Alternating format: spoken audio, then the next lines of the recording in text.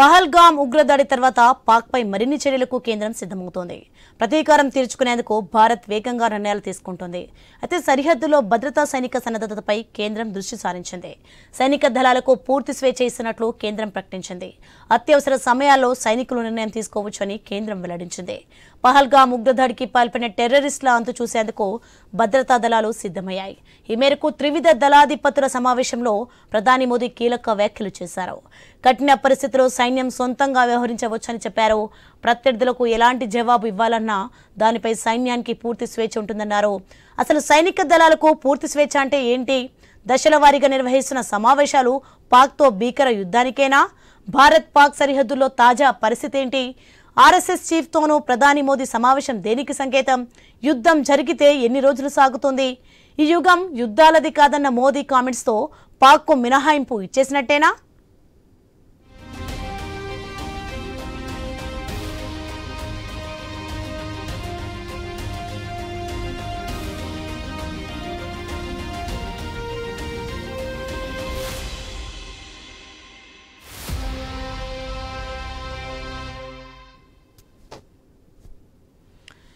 పహల్గామ్ ఉగ్రదాడి తర్వాత పాక్ పై మరిన్ని చర్యలకు కేంద్రం సిద్ధమవుతోంది.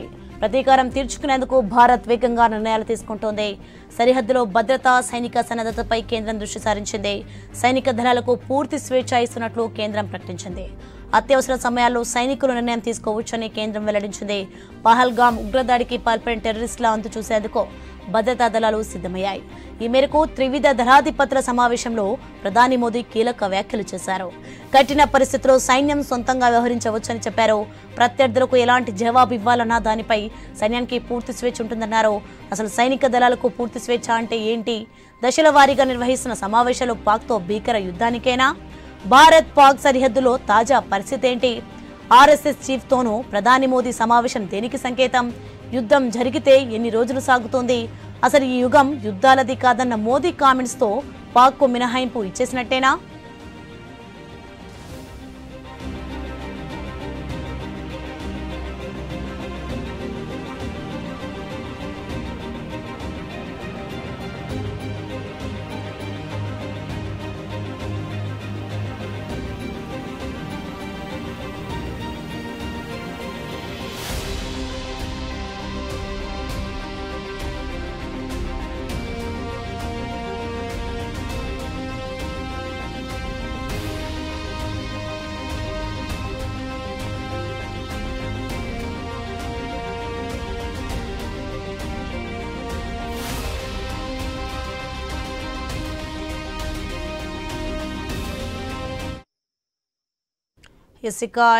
ఇదే అంశానికి సంబంధించి మరింత సమాచారం మా ఇన్పుట్ ఎడిటర్ శ్రీకాంత్ లైవ్ లో అందిస్తారు.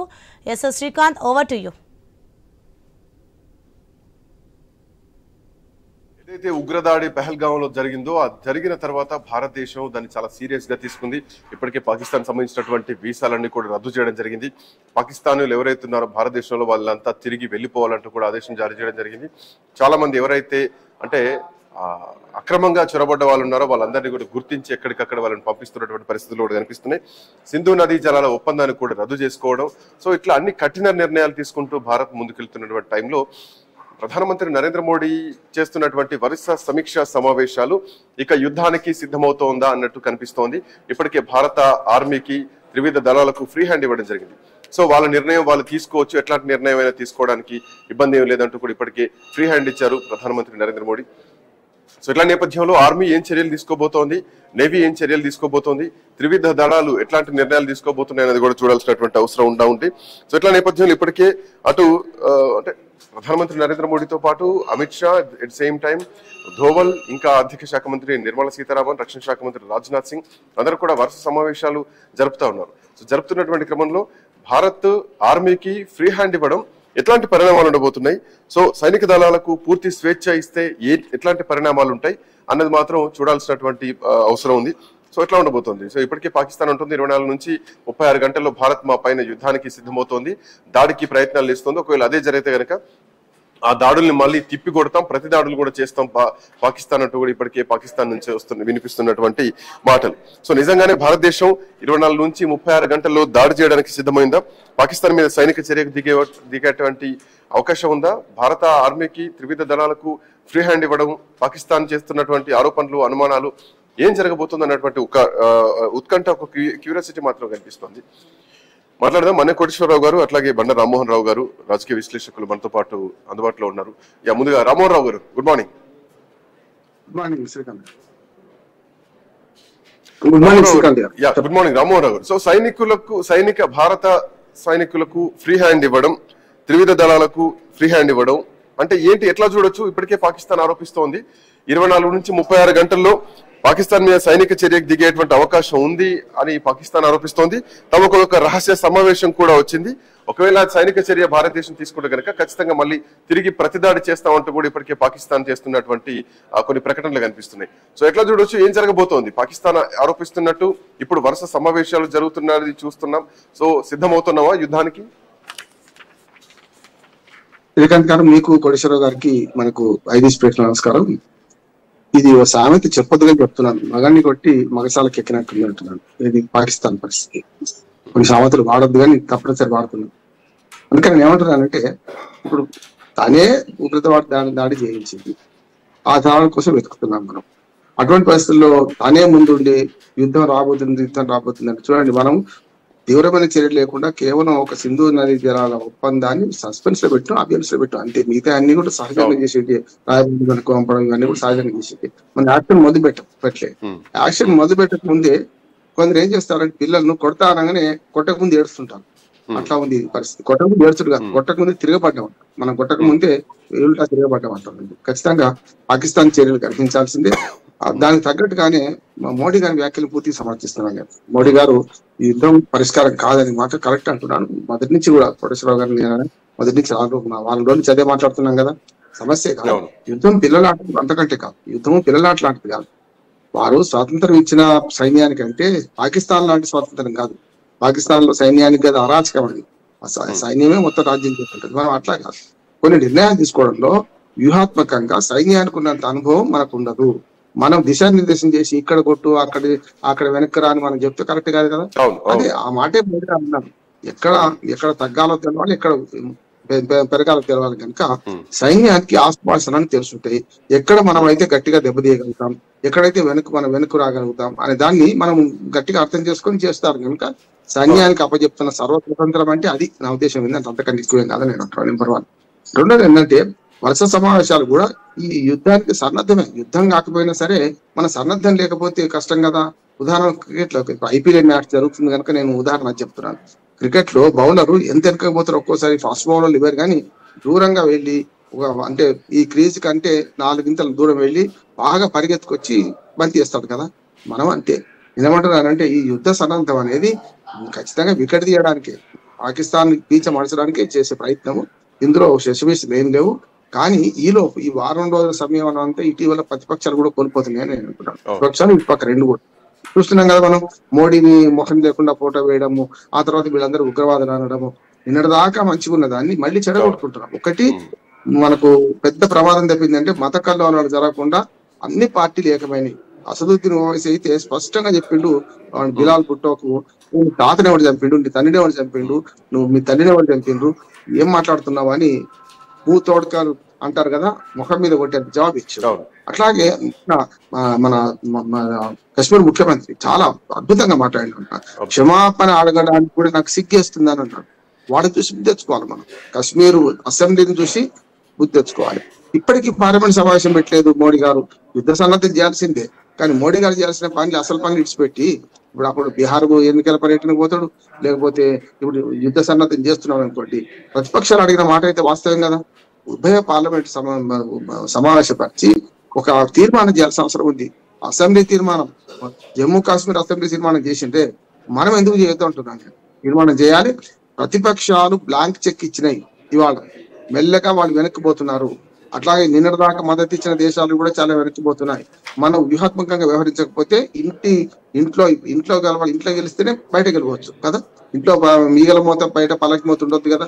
ఇంట్లో వాళ్ళు స్పష్టంగా ప్రతిపక్షాలన్నీ కూడా ఇంక్లూడింగ్ ముస్లిం రాజకీయ పక్షాలతో సహా నీకు బ్లాంక్ చెక్ ఇచ్చి నువ్వు ఏం చేస్తే మేము ఉన్నాయని ఎంబడి అన్నప్పుడు దాన్ని రక్షించుకోవాల్సిన బాధ్యత, దాన్ని కాపాడుకోవాల్సిన బాధ్యత ఈ ప్రభుత్వానికి కేంద్ర ప్రభుత్వం లేదా అంటున్నాడు. మోడీ ఒక్కటి కాదు, కేంద్ర ప్రభుత్వానికి ఉన్నది కదా.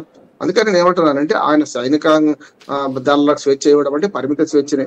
మనకు పాకిస్తాన్ లాగా ఇష్టం ఉన్నట్టు స్వేచ్ఛ ఇచ్చేది ఉండదు, ఉండబోదు కూడా. మన భారతదేశంలో పరిస్థితి ఉండదు. కానీ చేయాల్సిన పని ఒకటి వెనుక చేయాల్సిన పని ముందు చేయాల్సిన పని వెనుక చేస్తున్నాను అనుకుంటున్నాను. కేంద్ర ప్రభుత్వం ఇప్పుడు చేయాల్సిన పని ఏంటంటే వెంటనే పార్లమెంట్ సమావేశాలు పెట్టాలి. మేమంతా ఒకటి హమ్ ఏక్ హై అని నిరూపించుకోవాల్సిన బాధ్యత. ప్రతిపక్షం అధికార పక్షం ఉన్నటువంటి తేడా లేకుండా ఒక పార్లమెంటరీ సమావేశం పెట్టి అందరూ ఏకతాటిపై ఒక దేశం ఉందని చెప్పి ఈ రోజు ప్రపంచాన్ని చూపించాల్సిన అవసరం కూడా ఉంది. అంటే క్లిష్ట పరిస్థితుల్లో అధికారం ప్రతిపక్షం అన్న తేడా లేకుండా దేశం అంతా ఐక్యంగా ఉంటుంది అని చెప్పేసి మీరు అన్న మాటల్లో ప్రూవ్ చేసుకోవడానికి కూడా ఇది ఒక సరైనటువంటి సమయం. న్యాయం జరిగినట్టు కాదు, జరగడం కాదు, జరిగినట్టు నటించాలంటున్నాను, జరిగినట్టు నిరూపించాలంటున్నాను. జరగాలి కదా. మిగతా చర్యలను సమర్థిస్తున్నాను పూర్తిగా. ఇవాళ ఎన్ఐఏ దర్యాప్తు చేస్తున్నది, ఉగ్రవాదులను వేటాడుతున్న దళాలు ఇది చేస్తున్నారు. చేసి ఉగ్రవాదులను చంపడం కాదు ముఖ్యం. నా ఉద్దేశం వాళ్ళు మనిషి ప్రాణాలతో పట్టుకుంటే మిగతా చర్య అంతా బయటపడితే ఎప్పుడు కూడా ప్రూఫ్స్ కావాలి. ప్రాసిక్యూషన్ మీద ఉంటుంది ఎప్పుడైనా కూడా బడినా ప్రూఫ్. ఇవాళ కూడా మన దేశం మీద ప్రూఫ్ ఉంది. ఇప్పటికే తోకలు వేస్తున్నారు, తోకలు జాడిస్తున్నారు కొందరు. ఒక్క మాట తోకలు దాడిస్తున్నారు. పాకిస్తాన్ ఇప్పటికీ నిష్పక్షపాత దర్యాప్తు చేయండి, వేరే వాళ్ళతో వేరే దేశాలతో చేయించమన్నది. ఆ పాటని చైనా వాడింది. రేపు జత కలుస్తుంటారు, రాగాలు కలుస్తుంటాయి, స్వరాగాలు వస్తుంటాయి. కనుక ఇప్పుడు మనం చేయాల్సిన పని ఏంటంటే వాళ్ళను నడి బజారు నిలబెట్టాలంటే సాక్ష్యాలతో సహా పాకిస్తాన్ ఇందులో ఉందని నిరూపించే బాధ్యత తీసుకోవాలి. ఆ తర్వాత కొట్టినా ఇవ్వడేమన్నా.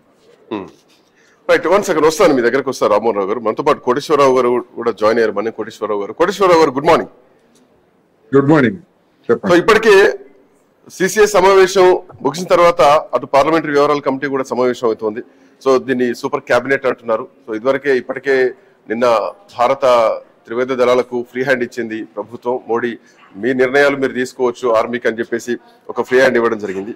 సో ఇప్పటికే అటు అజిత్ దోవల్ కానీ ఆర్మీ చీఫ్లు కానీ మిగతా అనిల్ చౌహాన్ ఎవరైతే ఉన్నారో సిడిఎస్ అనిల్ చౌహాన్ వీళ్ళంతా కూడా ఉన్నత స్థాయి సమీక్షా సమావేశం నిర్వహిస్తున్నారు. ఉగ్రవాదం పైన ఏం చర్యలు తీసుకోవాలన్నటువంటి ఒక నిర్ణయానికి వస్తున్నారు. సో వరుస సమావేశాలు దేనికి సంకేతం అనుకోవాలి? పాకిస్తాన్ చేస్తున్నటువంటి ఆరోపణల్లో ఎంతవరకు వాస్తవం ఉంది? అసలు యుద్ధం పాకిస్తాన్ కోరుకుంటుందా, భారత్ యుద్ధానికి సిద్ధంగా ఉన్నామని చెప్పేసి కొన్ని సంకేతాలు ఇస్తోంది? ఉగ్రవాదుల్ని ఏరువేయాలంటలో ఎవ్వరూ మరొక భిన్నాభిప్రాయాన్ని వ్యక్తం చేయడం లేదు. ఉగ్రవాదుల మీద చర్య తీసుకోవాల్సిందే. కానీ ఈ పార్లమెంటరీ ప్రజాస్వామ్య వ్యవస్థ, పార్లమెంటు దేవాలయం అని చెప్పేసి దేశ ప్రజల ముందు నటించినటువంటి ప్రధానమంత్రి ఇంత ముఖ్యమైనటువంటి సమావేశాలు జరపొద్దని కాదు, లేకపోతే సమీక్షలు నిర్వహించొద్దని కాదు, అసలు పార్లమెంట్ ను విశ్వాసంలోకి తీసుకోకుండా, పార్లమెంట్ ను వివరించకుండా ఏ దేశం అయినా కానివ్వండి, మీరు ప్రపంచంలో యుద్ధాలకు వెళ్ళినటువంటి దేశాలు కానీ లేదా యుద్ధంలో మార్పులు చేర్పులు చేసుకోవాల్సి వచ్చినప్పుడు కానివ్వండి, పార్లమెంట్ సమావేశాలు జరపకుండా, పార్లమెంట్కి ఇన్ఫార్మ్ చేయకుండా, పార్లమెంట్ ను విశ్వాసంలోకి తీసుకోకుండా ఏదో నరేంద్ర మోడీ గారు లేదా సైనిక దళాల మధ్య వ్యవహారం లాగా ఇది సాగుతున్నట్టుగా కనిపిస్తా ఉంది. ఇది ప్రజాస్వామ్య పద్ధతి కాదు అనేది నేను ఈ సందర్భంగా చెప్తున్నా. రామ్మోహన్ రావు గారు చెప్పినట్టు పార్లమెంట్ ని ఎందుకు సమావేశపడతారు, అసలు అటువంటి ఆలోచన కూడా సమావేశపరచాలనేటువంటి ఆలోచన కూడా ఉన్నట్టుగా మనకి ఎక్కడ మీడియాలో కానీ లేదా కనిపించట్లేదు, ఎట్లాంటి సమాచారం లేదు. అంటే ఏమిటి, పార్లమెంట్ లేకుండా లేకపోతే అఖిలపక్ష సమావేశానికి ప్రధానమంత్రి రాడు, పార్లమెంట్ ని సమావేశపరచరు, ఇదంతా వ్యక్తిగతమైనటువంటి వ్యవహారం లాగా ఉందనేటువంటిది ఒకటైతే, నేను మళ్ళా చెప్తున్నా, ఇదే ప్రధానమంత్రి ఇవే మాటలు సైనిక దళాలకి ఫ్రీ హ్యాండ్ ఇచ్చానని చెప్పేసి 2019లో కూడా చెప్పారు. 2019లో కూడా చెప్పారు. మళ్ళీ ఇప్పుడు ఫ్రీ హ్యాండ్ ఇవ్వటం ఏంటి? మళ్ళీ ఇప్పుడు ఫ్రీ హ్యాండ్ ఇచ్చానని చెప్పేసి దేశ ప్రజలకు చెప్పడం అంటే, మరి 2019లో ఫ్రీ హ్యాండ్ ఇచ్చామన్నారు. ఫ్రీ హ్యాండ్ లేని కారణంగానే ఆర్టికల్ 370 ఆటంకంగా ఉన్న కారణంగానే ఆర్టికల్ 370ని ఎత్తివేసి జమ్మూ కాశ్మీర్ లో భద్రతా దళాలకి స్వేచ్ఛనిచ్చామని చెప్పేసి ఆ రోజు కబుర్లు చెప్పారు. అసలు ఎవరన్నా ఎప్పుడైనా ఫ్రీ హ్యాండ్ ఉగ్రవాదాన్ని కానీ లేదా పాకిస్తాన్ మరొక దేశం ఏదైనా కావచ్చు, పాకిస్తాన్ కావచ్చు, చైనా కావచ్చు, లేదా ఇంకొకటి సరిహద్దు దేశం ఎవరైనా కానీ ఏదో మన దేశాన్ని మీదకి ఏదన్నా ఉగ్రవాదులను పంపినా మరొకటి పంపినా గానీ వాళ్ళని అరికట్టవద్దని గతంలో కాంగ్రెస్ ప్రభుత్వం గాని లేదా వాజ్పేయి సర్కారు గాని ఎప్పుడైనా చెప్పిందా? ఇవాళ ఫ్రీ హ్యాండ్ ఇచ్చానని చెప్పి చెప్పడం ఏంటి? 2019లో ఇదే ప్రకటన చేశారు, కావాలంటే నేను పంపిస్తాను. ఇప్పుడే దాని మీద చూస్తున్నాను నేను. ఈ మాటలు గతంలో సేమ్ ఇదే వర్డ్, ఇవే వర్డ్, ఒక మాట అటు ఇటు తప్ప. అందుకని ఇప్పుడు ఫ్రీ హ్యాండ్ ఇచ్చానని చెప్పేసి దేశ జనాన్ని ఏ విధంగా ఎందుకని ఇట్లా చేస్తున్నారు? అందుకని పార్లమెంట్ సమావేశం జరపాలి, పార్లమెంట్ యొక్క ఆమోదం తీసుకోవాలి. ఏ చర్యకైనా పార్లమెంట్ సుప్రీం. అటువంటి పార్లమెంట్ కి వెళ్లకుండా నిర్ణయాలు ప్రకటిస్తూ వ్యక్తిగతంగా మోడీ గారికి ప్రచారం రావచ్చు, కానీ మోడీ గారికి ప్రచారం కాదు కదా కావాల్సింది. వాళ్ళ ఆయనకి ఎందుకంటే ప్రచారం ఏం కావాలా? చాలా ప్రచారం ఇప్పటికే వచ్చింది. మరీ ప్రచారం ఎక్కువైపోతే అది పెరుగుట కొరకు అన్నట్టుగా తయారవుతుంది. అందుకని పార్లమెంట్ సమావేశం జరిపి పార్లమెంట్ కు వివరించి ఏం జరుగుతా ఉంది, రహస్యాలన్నీ చెప్పమని కాదు, అంతగా కావాలంటే పార్లమెంట్ రహస్య సమావేశం జరపమనండి. అన్ని పార్టీల వాళ్ళు ఉంటారు, అందరూ అభిప్రాయాలు చెప్తారు. అందుకని ఇప్పుడు జరుగుతున్నటువంటి ఫ్రీ హ్యాండ్ అనేటువంటిది ఇది ఒక ప్రచార జిమ్మిక్ మాత్రమే. ఆల్రెడీ ఇంతకు ముందే ఉన్నది, వాళ్ళకి ఎప్పుడు ఉన్నది సరిహద్దు భద్రత లేదా ఉగ్రవాదులు చొరబాటు. అట్లాంటి అవకాశం ఏమైనా ఉందా? రహస్య పార్లమెంటరీ సమావేశాలు జరిపేటువంటి ఛాన్సెస్ ఏమైనా? ఎందుకంటే ఏది చేసినా కానీ ఇట్లాంటి ఉగ్రదాడులు జరిగినప్పుడు అంటే ఎక్కడ ఇన్ఫర్మేషన్ లేకుండా సర్జికల్ స్ట్రైక్ చేసేటువంటి కల్చర్ గతంలో మనం చూసాం. బాలకోట ఎయిర్ స్ట్రైక్ కావచ్చు, 2016లో జరిగినటువంటి సర్జికల్ స్ట్రైక్ కావచ్చు. సో వాటికి దాడులకు ప్రతి దాడిగా చేసినటువంటి సర్జికల్ స్ట్రైక్. సో అప్పుడు కూడా ఏ అర్ధరాత్రి పోయి స్ట్రైక్ చేసి వచ్చినటువంటి సందర్భాలు మనం చూసాం. బట్ ఇప్పుడు జరుగుతున్నటువంటి పరిణామాలు చూస్తే అంటే ఇది రహస్యంగా చేయాల్సినటువంటి పనిని రహస్యంగానే చేస్తున్నారా? సర్జికల్ స్ట్రైక్ వరకే చూడాలా, లేదంటే యుద్ధానికి సిద్ధమవుతోంది అన్నటువంటి పరిస్థితి ఉన్నా? సర్జికల్ స్ట్రైక్ చేస్తారా లేకపోతే పూర్తి స్థాయి యుద్ధం చేస్తారా ఏమిటనేటువంటిది దేశ ప్రజలకు తెలుసుకునేటువంటి హక్కు ఉన్నది. ఏది అట్లాంటి సర్జికల్ స్ట్రైక్స్ గతంలో కూడా ఎప్పుడు చెప్పి చేయలేదు. ఒకవేళ అదే జరిగితే గనక శత్రువుకు ముందే లీక్ ఇచ్చినట్టయితే కదా, శత్రువులకు ముందే చెప్పి సర్జికల్ స్ట్రైక్ చేసినట్టయితే. ఇప్పుడు మాత్రం ప్రధానమంత్రి చేసేటువంటి ప్రకటనలు, గతంలో చేసినటువంటి ప్రకటనలు ఆ మాత్రం ఎదుటికి ఆ మాత్రం కామన్ సెన్స్ ఉండదా? వీళ్ళు ఈ విధంగా చేస్తున్నారంటే ఎప్పుడైనా మన మీద దాడి చేస్తారనేటువంటి కామన్ సెన్స్ ప్రతి వాడికి ఉంటది. అందుకనే వాళ్ళు సిద్ధమవుతున్నారు. వాళ్ళు సిద్ధమై దాన్ని 24 గంటలు 36 గంటలు అని చెప్పేసి వాళ్ళు చెప్తున్నారంటే దాని అర్థం ఏమిటి? మన వైపు నుంచి అటువంటి ప్రయత్నాలు జరుగుతున్నాయనే. నేను ఆ జరిగేటువంటివి ఉగ్రవాదుల మీద జరగాల లేకపోతే పాకిస్తాన్ లో ఉన్నటువంటి సామాన్య జనం మీద జరగాలనేటువంటి సమస్య. ఉదాహరణకు నీళ్లు విడుదల చేశారు అని చెప్పేస్తున్నారు. ఇంతవరకు మన ప్రభుత్వం లేదు మేము చెప్పకుండా విడుదల చేయలేదనే మాట ఇంతవరకు రాలేదు. ఎవరి మీద అండి నీళ్లు విడుదల చేసి వాళ్ళని వరదల్లో ముంచింది? మన దేశంలో ఎప్పుడైనా కలవాల్సిందే మన వాళ్లే. మన కాశ్మీర్ లో అంతర్భాగం అని చెప్పినటువంటి ఆక్రమిత కాశ్మీర్ ప్రాంతం మీదనే కదా వీళ్ళు నీళ్లు విడుదల చేసి దాడి చేసిన తర్వాత అక్కడ ఉన్నటువంటి జనం భారతదేశం పట్ల మిత్రులని సంతోషిస్తారా, ఎగిరి గంతులేస్తారా, లేకపోతే మమ్మల్ని ముంచడానికి ఇట్లాంటి పని చేశారని చెప్పేసి ఆగ్రహిస్తారా? ఏమి ఎత్తుగడలండి ఇవి? దేశాన్ని ఆక్రమిత కాశ్మీర్ లో ఉన్నటువంటి జనాన్ని మన వైపు తిప్పుకునే ఎత్తుగడలా ఇవి? అందుకని ఏమైనా చేయనివ్వండి, చేయడానికి పూర్తి స్వేచ్ఛ ఇచ్చారు, బ్లాంక్ చెక్ ఇచ్చారు, అందులో కాదనట్లేదు, ఎవరు కాదనట్లేదు. కానీ ప్రచారానికి వాడుకుంటున్నారు అనేటువంటిదే కదా సమస్య. ఇప్పుడు ఒక్క నిమిషం ఇదే పాయింట్ మీద డిస్కస్ చేద్దాం. ఒకసారి రామ్మోహన్ రావు గారిని అడుగుతాను. రామ్మోహన్ రావు గారు, ప్రచారం కోసం చేస్తున్నటువంటిదేనా ఈ ఫ్రీ హ్యాండ్ అనే పదం? అందుకే వాడుతుందా? రాజకీయ జోక్యాలు ఉంటాయా?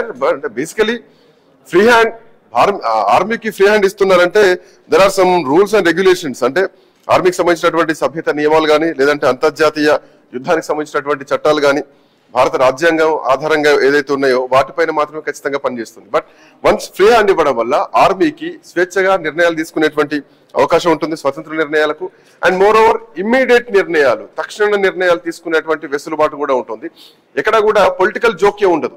సో ఇక్కడ పొలిటికల్ జోక్యం ఉండకూడదు, ఆర్మీకి సొంత నిర్ణయం తీసుకోవడానికి వెసులుబాటు ఇచ్చారని అనుకోవచ్చు కదా, ఎక్కడ పొలిటికల్ ఇన్వాల్వ్మెంట్ లేకుండా. ఎట్లా ఉందంటే నియంత్రణ మాటలు ఎప్పుడు కూడా ఒకే వరవడి ఒకే తీరు ఉంటాయి. అంటే ముందు కొడిసరావు గారు చెప్పినట్టు 2019 మాట ఇప్పుడు ఏదో మాట్లాడి స్వేచ్ఛ అంటే కాదు సార్. ఇప్పుడు ఎదుటివాడు శ్రీకాంత్ గారు తుపాకీ పట్టుకొని వస్తున్నాడు, సైన్యం మోడీ గారు ఆర్డర్ ఇచ్చేదాకా ఆగుతుందా? అది ఎప్పుడైనా ఉంటది. ఇప్పుడు ఇప్పుడు కాదు. అందుకనే స్వేచ్ఛకు పరిమితులు ఉన్నాయి, మనకు నిబంధనలకు కూడా పరిమితులు ఉన్నాయి అంటున్నాను. ఇప్పుడు పైకి అన్నాడు ఆయన, కానీ నా ఉద్దేశం అంటే ఇప్పుడు సైన్యం గస్తీగా వస్తుంటది, అవతల వాడికి ఆవులు కలుపుతారు అంటే వీళ్ళు ఇంటి కూర్చుంటారా? అవతలు కలుపుతారు కదా అంటున్నా. ఇటు పక్క చచ్చిపోతారు, అటు పక్క చచ్చిపోతారు. అది సహజంగా జరిగేది. ఇప్పుడు ఏమైతే హైప్ క్రియేట్ చేస్తున్నారు. ఇంకొకటి ఏంటంటే ఈ క్రెడిట్ అంతా నేనే కొట్టేద్దామని మోడీ ప్రభుత్వం అనుకుంటుంది. తప్పు అంటున్నా నేను. ఈ క్రెడిట్ ఎదుటిలోకి అప్పచెప్పండి, అప్పుడు ఏమవుతుందంటే మీకే విలువ పెరుగుతుంది. ఇప్పుడు నేను స్పష్టంగా చెప్తున్నాను, ప్రతిపక్షాలు ఫస్ట్ టైం అంటే 71 తర్వాత మధ్యన కార్గిల్ యుద్ధం, పుల్వామా దాడులు ఇవన్నీ చాలా విమర్శలు వచ్చినాయి.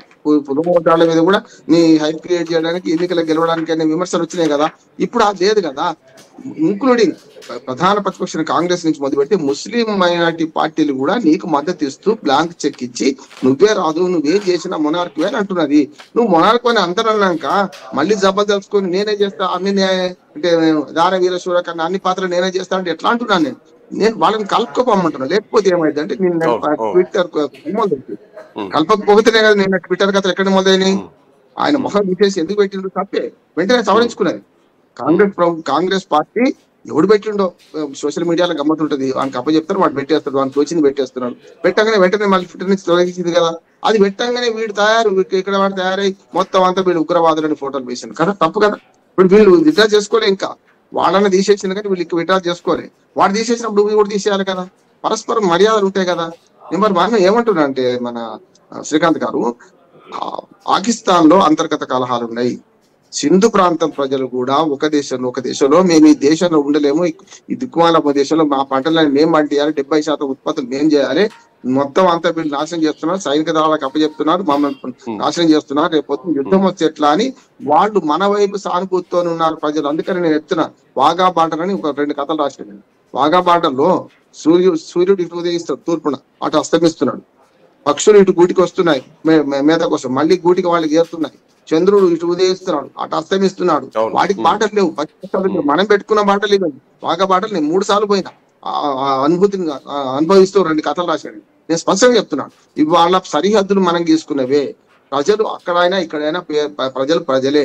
ఇవాళ మన సరిహద్దులు పంట పొలాలు ఖాళీ చేయమని మన వాళ్ళు ఇప్పటికే కోత పూర్తి చేసుకోమంటున్నారు. మన సన్నాహాలు మనం చేసుకున్నాం, వాడి సన్నాహాలు వాడు చేసుకుంటాడు. కానీ మోడీ అన్న మాట పూర్తిగా అంగీకరిస్తున్నా, యుద్ధం ఎప్పుడు కూడా సరైనది కాదు, యుద్ధం కరెక్టే కాదు ఆ మాట అన్నాడు. అంటే శాంతి వచనాలు పలికినంత మంది ఇప్పుడు ఇటు పక్క మొదలైంది. ఈ యుగం యుద్ధాలది కాదు అని మోడీ మాట్లాడుతున్నారు. అంటే దీని ప్రకారం యుద్ధం చేసే ఉద్దేశం లేదు మాకు అని చెప్తున్నారు. మరి ఇక్కడ పాయింట్ ఏంటంటే, పాకిస్తాన్ వక్రబుద్ధిని వంచడమే ఇక్కడ ప్రధానమైనటువంటి అంశం. పాకిస్తాన్ చేస్తున్నటువంటి కుట్రల్ని తిప్పికొట్టడం ఇక్కడ ప్రధానమైనటువంటి అంశం. సో దాంట్లో RSS చీఫ్ తోటి భేటీ అవుతున్నారు, ఇటు త్రివిధ దళాధిపతులతో భేటీ అవుతున్నారు.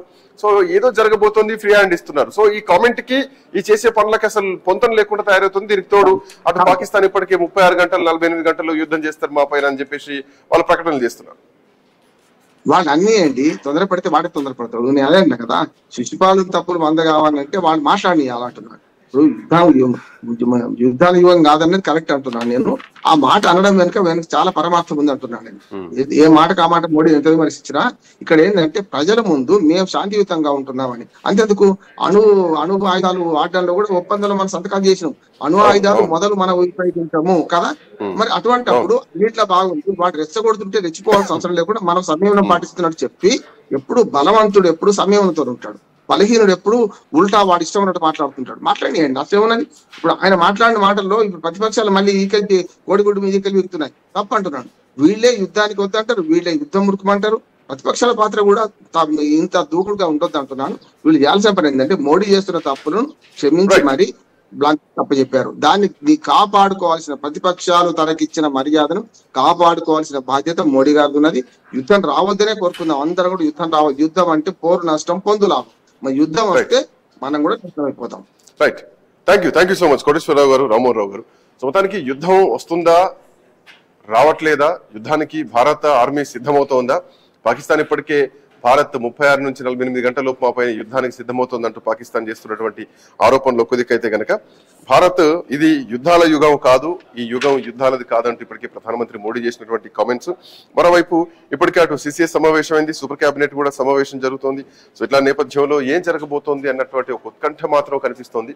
చూడాలి ఎట్లాంటి పరిణామాలు ఉండబోతున్నాయి. సో ఒక ఫ్రీ హ్యాండ్ మాత్రం భారత ఆర్మీకి రావడం జరిగింది. సో తక్షణ నిర్ణయాలకు, ఇమీడియట్ నిర్ణయాలకు ఒక వెసులుబాటు తీసుకునేటువంటి, యుద్ధానికి సంబంధించి నిర్ణయం తీసుకునేటువంటి హక్కు కూడా ఇప్పుడు ఆర్మీకి వచ్చినటువంటి పరిస్థితి కనిపిస్తుంది. ఫ్రీ హ్యాండ్ ఉద్దేశం కూడా అదే. ఇప్పటికే ఎల్గుస్ దగ్గర కాల్పుల విరమణ ఒప్పందాన్ని ఇంకా నీరుగారుస్తోంది, ఇంకా ఉల్లంఘిస్తోంది పాకిస్తాన్.